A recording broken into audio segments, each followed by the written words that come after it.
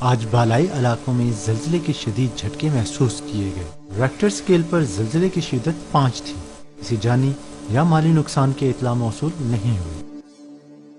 امی، اگر زلزلہ آ جائے تو کیا کرنا چاہیے؟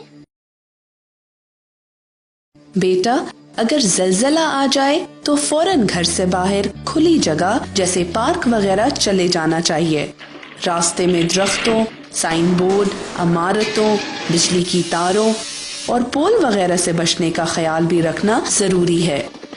گھریلو بلڈنگ سے باہر نکلتے وقت لفٹ کا استعمال ہرگز نہ کریں۔ سیڑھیاں ہی محفوظ ترین راستہ ہیں۔ اگر آپ کسی بلند عمارت یا فلیٹس میں موجود ہیں اور جلدی باہر نہیں آ سکتے تو زلزلے کی صورت میں لکڑی کے میز کے نیچے خود کو محفوظ کریں۔ اپنی ٹانگیں مضبوطی سے کس لیں۔ اپنے سر کے اوپر کوئی تکیہ یا نرم چیز رکھ لیں اور آنکھیں بازوؤں کی مدد سے محفوظ کریں۔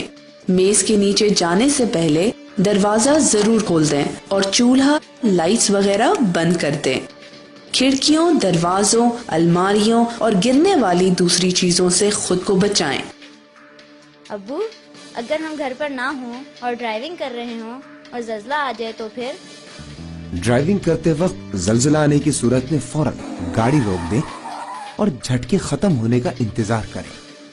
بلڈنگ، اوور پاسز، پلوں، بجلی کی تاروں اور پہاڑی علاقوں میں خصوصاً لینڈ سلائیڈنگ والے علاقوں میں کھائیوں اور اوپر سے گرنے والے پتھروں سے احتیاط بھی انتہائی ضروری ہے۔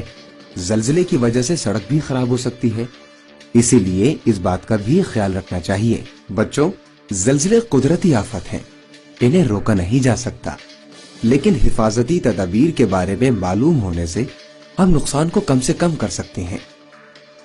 بابا، ہم اپنے کلاس فیلوز کو بھی زلزلے سے بچاؤ کے طریقوں کے بارے میں بتائیں گے اور ٹیچر سے بھی کہیں گے کہ وہ ہمیں اس کے بارے میں ضرور بتائیں۔ ہاں، یہ بات ہوئی نا عقل مندی کی۔